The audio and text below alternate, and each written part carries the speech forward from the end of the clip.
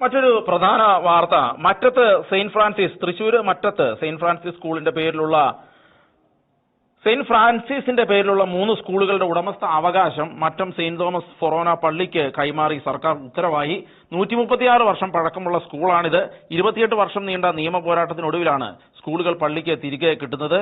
July 31-നാണ് ഉത്തരവിറങ്ങിയത്. Boys LP 5 മുതൽ 10 വരെ ക്ലാസ്സുള്ള girls school, അതുപോലെ 5 മുതൽ +2 വരെയുള്ള ബോയ്സ് സ്കൂൾ എന്നിവയാണ് സഭയ്ക്ക് തിരിച്ചു കിട്ടുന്നത്. 1890-ൽ തുടങ്ങിയതാണ് സ്കൂൾ. 1998-ലാണ് തർക്കം തുടങ്ങിയത്. പള്ളിയിലെ ഭക്തസംഘടനയായ സെയിന്റ് ഫ്രാൻസിസ് ശവരിയർ സഭയിലെ അംഗങ്ങളെ ഇടക്കാലത്ത് സ്കൂൾ നടത്തിപ്പിന് സഹായികളാക്കിയിരുന്നു. ഇവരുടെ പിൻഗാമികൾ എന്ന് അവകാശപ്പെട്ട ഒരു സംഘം 1998-ൽ സെയിന്റ് ഫ്രാൻസിസ് വായനാ സമാജം എന്ന പേരിൽ സൊസൈറ്റി ഉണ്ടാക്കുകയും സ്കൂളിൽ അവകാശവാദം ഉന്നയിക്കുകയും ചെയ്യുകയായിരുന്നു. അങ്ങനെ സ്കൂൾ തർക്കത്തിലേക്ക് പോവുകയും അവസാനം ഇപ്പോൾ സർക്കാർ ഉത്തരവ് ഇറക്കിയിരിക്കുകയാണ്. ഈ 3 സ്കൂളുകളും ഇപ്പോൾ സെയിന്റ് തോമസ് ഫൊറോന പള്ളിക്ക് തിരികെ നൽകിയിരിക്കുകയാണ്. ഇതുമായി ബന്ധപ്പെട്ട് ഇപ്പോൾ നമ്മളോടൊപ്പം സെയിന്റ് തോമസ് ഫൊറോന പള്ളി ഇടവക വികാരിയും മറ്റം സെയിന്റ് ഫ്രാൻസിസ് സ്കൂളിന്റെ മാനേജറുമായിട്ടുള്ള father doctor Francis Aloor, Francis അച്ഛൻ ഇപ്പോൾ നമ്മളോടൊപ്പം ചേരുന്നുണ്ട്. ഫാദർ, എന്തുകൊണ്ടാണ് ഈ സ്കൂൾ ഇങ്ങനെ പോകാൻ അന്യാധീനപ്പെട്ട് പോകാൻ കാരണമായത് എന്നാണ് നമുക്ക് മനസ്സിലാക്കാൻ കഴിയുക? ഇത് ഇടവകയിലെ ഒരു ഭക്ത സംഘടനയായി തുടങ്ങിയ ഇടവകയുടെ നേതൃത്വത്തില് ഇത്തരം വിദ്യാഭ്യാസ പ്രേക്ഷിതത്വത്തിലൂടെ സുവിശേഷവൽക്കരണം എന്ന ലക്ഷ്യത്തോടു കൂടി തുടങ്ങിയ ഒരു ഭക്ത സംഘടനയായിരുന്നു. ആ ഭക്ത സംഘടന വികാരിച്ചനെ സഹായിക്കാനായിട്ട്, മാനേജർ ആയ വികാരിച്ചനെ സഹായിക്കാനായിട്ട് യോഗം ഉത്തരവാദപ്പെടുത്തിയിട്ടുണ്ടായിരുന്നു. അങ്ങനെ അതിന്റെ ഭാഗമായി അവര് ഇതിനോട് സഹായിച്ചുകൊണ്ടിരുന്നു. ഒരു 98 ആകുമ്പോഴേക്കും ഈ സ്കൂളുകൾ കൈക്കലാക്കാനുള്ള ചില ശ്രമങ്ങളൊക്കെ ഇവർ ആരംഭിച്ചു കണ്ടപ്പോൾ അന്നത്തെ ബഹുമാനപ്പെട്ട വികാരിച്ചൻ അത് അംഗീകരിക്കാൻ പറ്റുന്ന കാര്യമല്ല, അത് പള്ളിയുടെ സ്കൂളുകളാണ് എന്നുള്ള ഒരു നിലപാടെടുത്തു. അതിനെ തുടർന്ന് ഇവര് രഹസ്യമായിട്ട് ഒരു സ്വതന്ത്ര സംഘടന രജിസ്റ്റർ ചെയ്യാനുണ്ടായത്. പിന്നെ അങ്ങനെ രജിസ്റ്റർ ചെയ്ത് കഴിഞ്ഞപ്പോൾ രജിസ്റ്റേർഡ് സംഘടനയ്ക്ക് ഈ ഒരു തുടർച്ച, അതാണ് സർക്കാരിന് മുമ്പിൽ കണ്ട, ഈ കോടതിക്ക് മുമ്പിൽ കണ്ട പ്രാധാന്യം രജിസ്റ്റേർഡ് സംഘടനയ്ക്കുള്ള ഒരു പ്രാധാന്യമാണ്. അങ്ങനെ കോടതി മിക്കവാറും ഒരു വിധത്തിൽ അവർക്ക് അനുകൂലമായി പോകുന്ന ഒരു സാഹചര്യം ഉണ്ടായി. പക്ഷേ ഇപ്പോ ഒരു 1.5 കൊല്ലത്തിലധികമായി, അതായത് 2024 ഡിസംബർ 18-ാം തീയതിയാണ് നമ്മൾ സുപ്രീം കോടതി നൽകിയിരുന്ന, പള്ളി കൊടുത്തിരുന്ന ഒരു SLP സുപ്രീം കോടതി ഫയൽ സ്വീകരിക്കാതെ തള്ളിയത്. അങ്ങനെ വന്നപ്പോൾ അവർക്ക് മാനേജറാകാനുള്ള ഒരു സാധ്യത തെളിഞ്ഞു. പക്ഷെ 1.5 വർഷമായിട്ടും കൊടുക്കാൻ ഡിപ്പാർട്ട്മെന്റ് ചോദിച്ച രേഖകളൊന്നും അവർക്കുണ്ടായിരുന്നില്ല. അങ്ങനെ ഒരു പ്രതിസന്ധി സാഹചര്യം ഇപ്പൊ ഉണ്ടായി. അപ്പോ ഒരു തെറ്റായ ശ്രമങ്ങളിലൂടെ കോടതിയെ തെറ്റിദ്ധരിപ്പിച്ച് അങ്ങനെ കൊണ്ടുപോയി അവരെ ഒരു വഴിവരെ എത്തിയെങ്കിലും അവസാനം മാനേജർ നിയമന അവസരം വന്നു കഴിഞ്ഞപ്പോൾ കൊടുക്കാൻ ഒരു രേഖയില്ലാതെ വന്നതാണ്. അങ്ങനെ ഒരു പ്രതിസന്ധി ഘട്ടത്തിൽ സർക്കാരിനുള്ള അധികാരം ഉപയോഗിക്കാനായിട്ട് ഞാൻ കൊടുത്ത അപ്പീലാണ് ഇപ്പോ സർക്കാർ ആ അധികാരം ഉപയോഗിച്ച് ഈ ഉത്തരവ് പുറപ്പെടുവിച്ചിരിക്കുന്നത്. ഫാദർ, ഇതിൽ പറയുന്നത് യഥാർത്ഥ ആധാരം, ലാൻഡ് റവന്യൂ റെസിപ്റ്റ്, ഉടമസ്ഥാവകാശ സാക്ഷ്യപത്രം, കൈവശാവകാശ സർട്ടിഫിക്കറ്റ് എന്നിവ ഹാജരാക്കിയതോടെയാണ് സ്കൂള് വിട്ടു നൽകാൻ തീരുമാനമായത് എന്ന് പറയുന്നു. അപ്പോൾ ഈ സാധനങ്ങളൊന്നും കയ്യിലില്ലാതെ എങ്ങനെയാണ് ഇത്രയും നാൾ ഇവർ ഈ അവകാശവാദം ഉന്നയിച്ചു, കോടതിയിൽ പോയി കോടതി അവരെ അക്സെപ്റ്റ് ചെയ്യുന്ന സാഹചര്യം, ഇതൊക്കെ എങ്ങനെ സംഭവിച്ചതാണെന്നാണ് നമുക്ക് മനസ്സിലാക്കാൻ കഴിയുന്നത്? ഈ 1958-59 കാലഘട്ടത്തിൽ Kerala education rules and laws വന്നു കഴിഞ്ഞപ്പോ അതിനുശേഷം കോർപ്പറേറ്റ് ഭരണഘടന ആവശ്യമായിട്ട് വന്നു. കാരണം ഇവിടെ 3-4 സ്കൂളുകൾ വന്നു കഴിഞ്ഞപ്പോൾ കോർപ്പറേറ്റ് ഏജൻസി ആയിട്ട് പ്രവർത്തിക്കേണ്ട ഒരു സാഹചര്യം വന്നപ്പോൾ ഈ ഒരു സംഘടന ഇതിനെ സഹായിച്ചുകൊണ്ടിരിക്കുന്നതുകൊണ്ട് ഈ സംഘടനയുടെ പേരിൽ പള്ളിവികാരി മാത്രം മാനേജർ എന്നുള്ള ഏക പദവിയെ മാത്രം പറഞ്ഞുകൊണ്ട് ഇതിന്റെ പേരിൽ ഒരു ഭരണഘടന തയ്യാറാക്കി. പേര് മാത്രമേ ഉള്ളൂ, ആകെ അതിൽ വികാരി മാത്രം അധികാരം, തൃശ്ശൂർ ഉപാധ്യക്ഷൻ നിയമിക്കുന്ന വികാരി, ഇതിന്റെ പ്രസിഡന്റും മാനേജരും എന്ന് മാത്രമേ ആ നിയമാവലിയിലുള്ളൂ. അങ്ങനെ ഒരു നിയമാവലി തയ്യാറാക്കി സർക്കാരിന് സമർപ്പിച്ചു, വിദ്യാഭ്യാസ വകുപ്പിന് സമർപ്പിക്കാൻ അംഗീകാരം വാങ്ങിയിരുന്നു. അപ്പൊ ആ ഒരു പേരിനെ ഉപയോഗപ്പെടുത്തിക്കൊണ്ടാണ് ഇവര് രജിസ്ട്രേഷൻ നടത്തിയത്. രജിസ്ട്രാർ മുമ്പിൽ രജിസ്റ്റർ ചെയ്ത് 98 രജിസ്റ്റർ ചെയ്യുകയും അതിന്റെ തുടർച്ചയായിട്ടാണ് അപ്പൊ കോടതിക്ക് ഈ ഒരു സാഹചര്യം അനുകൂലമായിട്ട് ചിന്തിക്കാൻ അവർക്ക് അനുകൂലമായിട്ട് പിന്നെ കുറേയേറെ കളവായ രേഖകളൊക്കെ ഹാജരാക്കിയിട്ടുണ്ട്. അതൊക്കെ ഇപ്പോഴാണ് നമ്മുടെ മുമ്പിൽ പ്രത്യക്ഷപ്പെടുന്നത്. അപ്പൊ അങ്ങനെ വന്നു കഴിഞ്ഞപ്പോൾ നമ്മളതൊക്കെ സർക്കാരിന്റെ മുമ്പിൽ കൊണ്ടുവരികയും ചെയ്യും. അപ്പൊ ശരിക്കും വന്നാൽ ഇപ്പോൾ ഈ യഥാർത്ഥ ഈ കാര്യങ്ങളെല്ലാം ഹാജരാക്കിയ സ്ഥിതിക്ക് ഇനി ഈ പറയുന്ന സംഘടനയ്ക്ക് എത്രത്തോളം മുന്നോട്ട് പോകാൻ കഴിയും ഈ അവകാശവാദവുമായിട്ട്? പ്രായോഗികമായി അത്ര എളുപ്പമല്ല. കാരണം സർക്കാരിന് ലഭ്യമായ ഈ 2011 നമ്മൾ വളരെ പ്രസിദ്ധമായ ഒരു കേസാണ് ഞാറയ്ക്കൽ പള്ളിയും ഞാറയ്ക്കൽ സിസ്റ്റേഴ്സിന്റെ മഠവും തമ്മിലുണ്ടായ ആ ഒരു പ്രതിസന്ധി. അപ്പോ 1971 ഞാറയ്ക്കലിലെ സ്കൂളുകളെല്ലാം പള്ളി വികാരിയായിരുന്നു മാനേജർ. 1971 ഇതേ സാഹചര്യം വന്നപ്പോൾ പള്ളി വികാരി ഒരു കോർപ്പറേറ്റ് ഏജൻസി ഉണ്ടാക്കിയിട്ടുണ്ടായി. ആ കോർപ്പറേറ്റ് ഏജൻസിയിൽ ഈ മഠത്തിന്റെ പറമ്പിൽ നിൽക്കുന്ന സ്കൂൾ ഉൾപ്പെടെ, അച്ഛൻ തന്നെയായിരുന്നു അതിനു മുമ്പ് മാനേജര്, മഠത്തിന്റെ പറമ്പിൽ നിൽക്കുന്ന സ്കൂൾ ഉൾപ്പെടെ എല്ലാം ഈ പള്ളിയുടെ കോർപ്പറേറ്റ് ഏജൻസിയുടെ കീഴിലായിരുന്നു.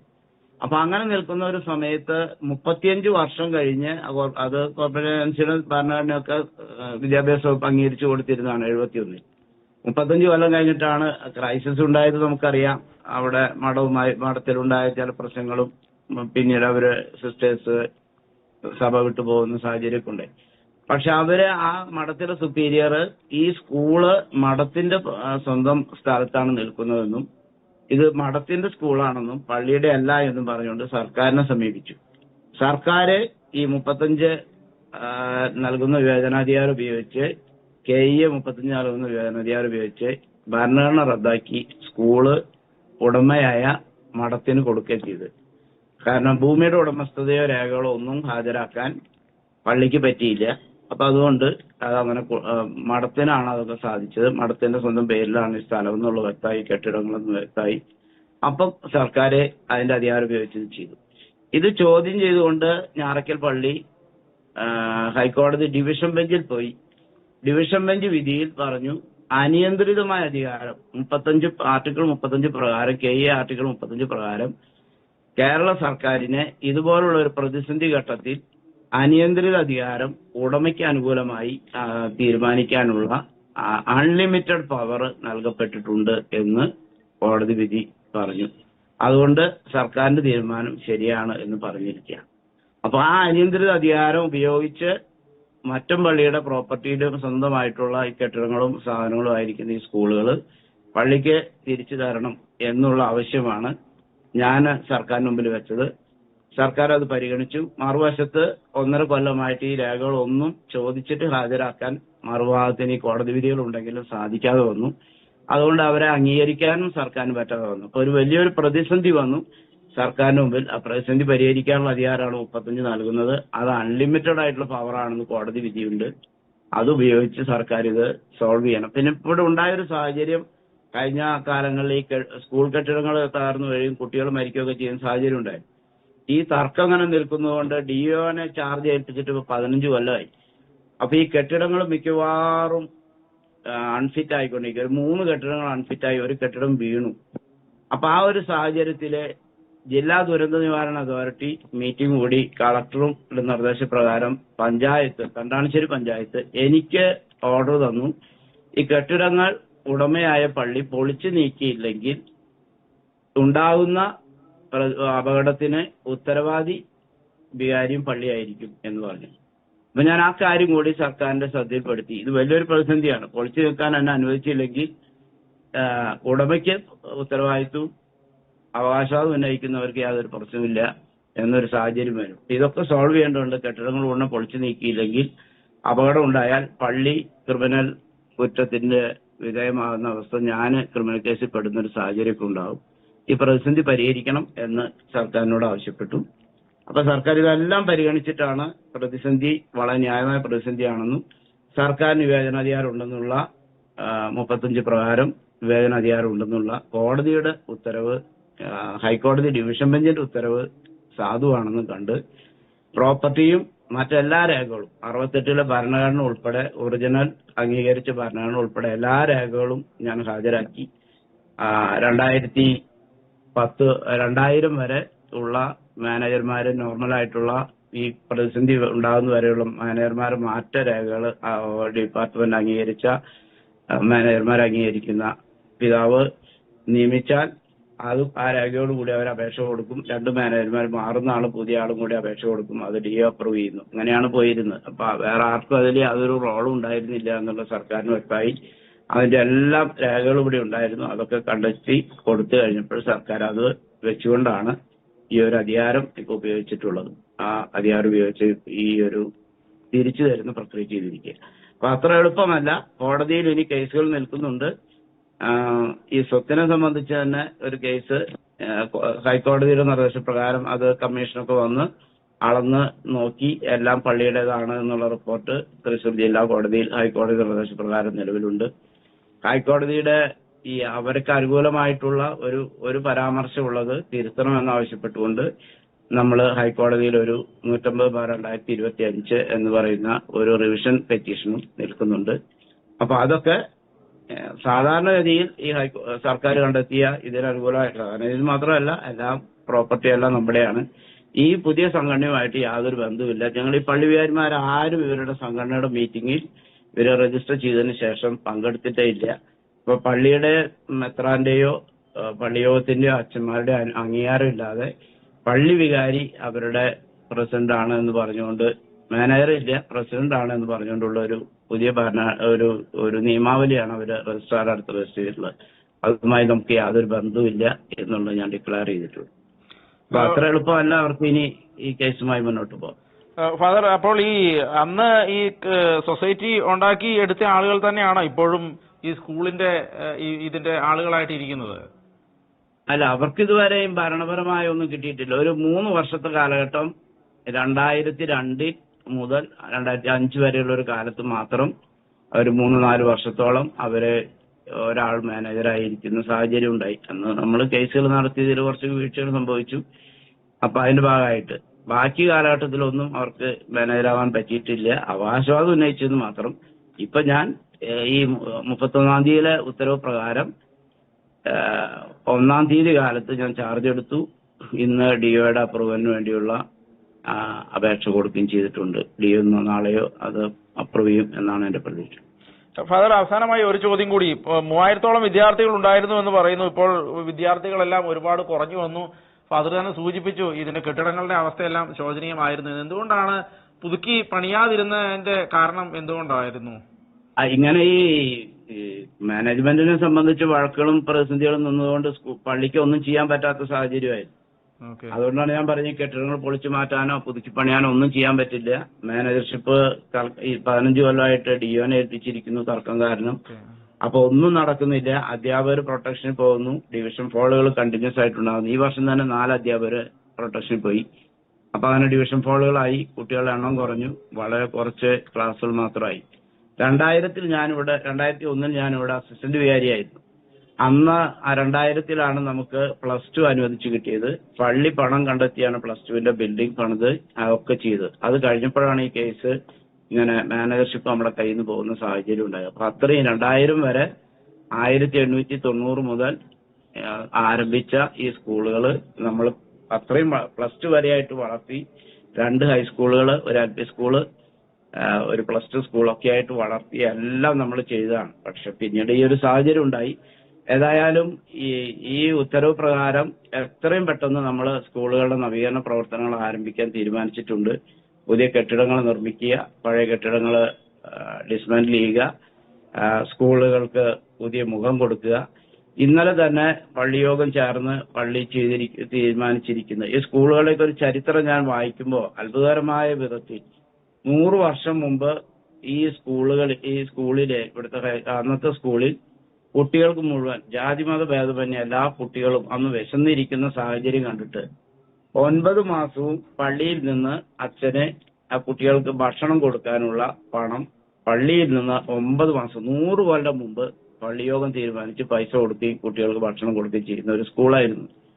എല്ലാ ജാതി മതസ്ഥരായ ഏറ്റവും ലോ കാസ്റ്റ് ആളുകൾ ഉൾപ്പെടെ എല്ലാവരെയും പഠിപ്പിച്ച് വളർത്തിയ ഈ കണ്ണാണശ്ശേരി പഞ്ചായത്തിലെ ഏക വിദ്യാലയങ്ങളാണിത്. ഹൈസ്കൂളുകളും ഹയർ സെക്കൻഡറി, ഒരേ ഒരു ഹയർ സെക്കൻഡറി. അപ്പൊ അങ്ങനെ ഒരു സാഹചര്യം ഉണ്ടായിരുന്നു. അപ്പൊ അതുകൊണ്ട് ഇന്നലെ ഞങ്ങൾ യോഗം കൂടിയപ്പോൾ പള്ളിയോഗം എടുത്ത ആദ്യത്തെ തീരുമാനം, ഇപ്പൊ പഠിക്കുന്ന കുട്ടികൾ വളരെയധികം കുട്ടികൾ വളരെ പാവപ്പെട്ട, പ്രത്യേകിച്ച് മറ്റു മതസ്ഥരായ കുട്ടികൾ വളരെ പാവപ്പെട്ട സാഹചര്യങ്ങളിൽ നിന്ന് വരുന്നവരാണ്. അപ്പൊ അതുകൊണ്ട് പള്ളി ഫണ്ടിൽ നിന്ന് ഒരു 10 ലക്ഷം രൂപയുടെ ഒരു പുവർ സ്റ്റുഡന്റ് ഫണ്ട് നമ്മൾ രൂപീകരിക്കാൻ ഞാൻ തന്നെ എന്റെ ഒരു കോൺട്രിബ്യൂഷൻ കൊടുക്കുന്നുണ്ട്. ആളുകൾ, പൂർവ്വ വിദ്യാർത്ഥികളൊക്കെ അതിന് സഹകരിക്കാമെന്ന് പറഞ്ഞിട്ടുണ്ട്.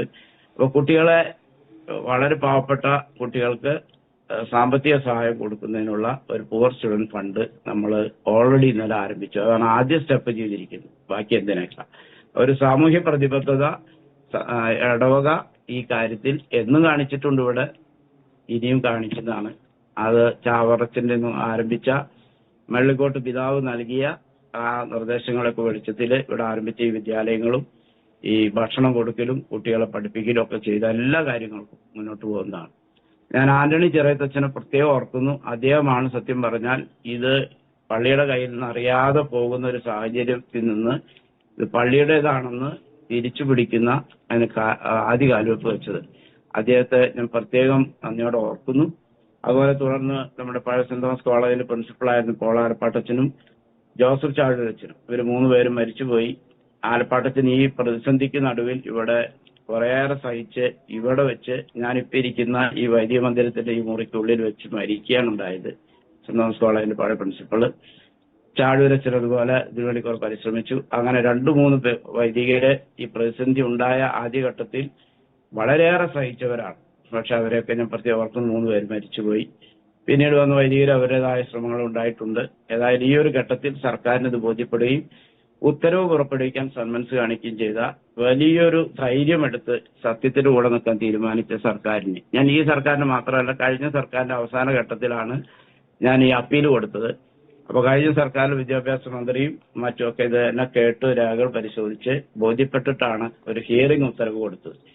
പിന്നെ അവര് മാറിയതിനു ശേഷമാണ് അതിന്റെ ഹിയറിംഗ് നടപടികൾ പൂർത്തിയാക്കി പിന്നീടുള്ള തീരുമാനം എടുക്കാൻ പുതിയ സർക്കാർ വന്നിട്ടാണ് ഉണ്ടായത്. തീരുമാനമെടുക്കാനുള്ള ധൈര്യം ഈ 2 മാസത്തിനുള്ളിൽ പുതിയ സർക്കാരും പുതിയ വിദ്യാഭ്യാസ മന്ത്രിയും കാണിച്ചു വന്നതിന് ഞാൻ വളരെയേറെ നന്ദിയും ആത്മാർത്ഥമായ കൃതജ്ഞത അറിയിക്കുന്നു.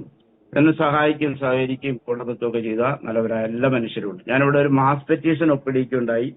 ഈ കണ്ണാണശ്ശേരി പഞ്ചായത്തിലെ ജാതി മതഭേദമന്യേ ഇവിടെ പഠിച്ച അവരെല്ലാവരും ഇവിടെ പഠിച്ചിട്ടുള്ളതാണ്. അവരൊക്കെ പ്രായമായവരൊക്കെ ഒപ്പിട്ട ഒരു വലിയ മാസ് പെറ്റീഷൻ ഞങ്ങള് മന്ത്രിക്ക് നൽകുകയുണ്ടായി 2005 ഡിസംബറിൽ. അപ്പൊ അങ്ങനെ എല്ലാ ജനവും ഈ ഇതിനോടൊപ്പം ഉണ്ട്. ഇനിയും ആ പ്രതിബദ്ധത തുടർന്ന് കാണിക്കുന്നതാണ്, ഒരു സംശയമില്ല. വർഷങ്ങൾക്കുള്ളിൽ ഈ സ്കൂള് ഈ പ്രദേശത്തെ ഏറ്റവും ടോപ്പ് വിദ്യാലയങ്ങളായി മാറും എന്ന കാര്യത്തിൽ, ഒരു വിദ്യാഭ്യാസ കേന്ദ്രമായി കണ്ണാണശ്ശേരി പഞ്ചായത്തിന്റെ ഈ കേന്ദ്രം മാറും എന്ന കാര്യത്തിൽ സംശയമില്ല. പള്ളി അതില് 100% നേതൃത്വം കൊടുക്കുന്നതാണ്. ഇതിന് അതിരൂപത അഭിനന്ദ പിതാക്കന്മാരും ആൻഡ്രൂസ് പിതാവും മറ്റും ഒക്കെ നൽകിയിട്ടുള്ള എല്ലാ പിന്തുണയ്ക്കും പ്രത്യേകം നന്ദി അറിയിക്കുന്നു. അതുപോലെ തന്നെ സാമൂഹ്യ, സാംസ്കാരിക, രാഷ്ട്രീയ മേഖലയിലുള്ള എല്ലാവരും ഇത് സത്യത്തിന്റെ കൂടെ നിൽക്കണമെന്നുള്ള കത്തുകൾ സർക്കാരിലേക്ക് അയക്കുകയുണ്ടായി. അവർക്കൊക്കെയും ഞാൻ ആരൊക്കെ ഏതൊക്കെ വിധത്തിൽ ഈ സത്യത്തിന്റെ കൂടെ നിൽക്കാൻ നിലപാടെടുത്തു അവരോടൊക്കെ ഞാൻ നന്ദി അറിയിക്കുകയാണ്. ഷക്കീന ചാനലിന് ഈ ഒരു സത്യം പറയാനുള്ള ഒരു അവസരം തന്നതിന് പ്രത്യേകം നന്ദി. വളരെ നന്ദി ഫാദർ. തീർച്ചയായിട്ടും ഞങ്ങൾ ഈ വിഷയങ്ങളിൽ തീർച്ചയായിട്ടും പള്ളിയോടൊപ്പം നിൽക്കും എന്നുള്ള കാര്യം 100% ഉറപ്പാണ്. വളരെ നന്ദി ഈ വിഷയവുമായി ബന്ധപ്പെട്ട് ഞങ്ങളോട് ഇപ്പോൾ സംസാരിച്ചതിന്. വളരെ നന്ദി. Thank you very much.